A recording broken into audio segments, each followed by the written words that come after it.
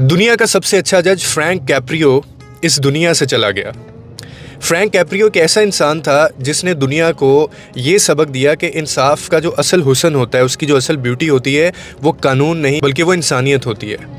और वो अपनी अदालत में हर उस शख्स को सिर्फ एक मुलजिम नहीं समझते थे बल्कि एक इंसान भी समझते थे, और उनके दिल में हमेशा नरमी और हमदर्दी पाई जाती थी उनके लिए। और उनके मशहूर शो कॉट इन प्रोवाइडेंस जो है, इसी से वो फेमस हुए, जो कि लाखों लोगों को मुतासर करता था, क्योंकि उसके अंदर उनके जो फ़ैसले होते थे असल में वो कागज़ के कानून पर नहीं बल्कि इंसानी दर्द और हालात के ऊपर और मोहब्बत के ऊपर मबनी होते थे। और वो लोगों को ये एहसास दिलाते थे कि जुर्म गलत है, इंसान गलत नहीं होता। और ये भी एहसास दिलाते थे कि अदालत सज़ा देने के लिए नहीं होती बल्कि इंसाफ करने के लिए होती है।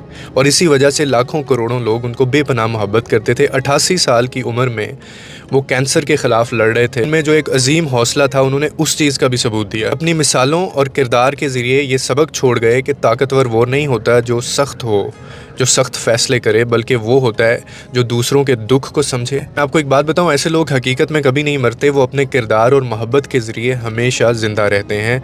और फ्रैंक कैप्रियो भी हमेशा ज़िंदा रहेंगे।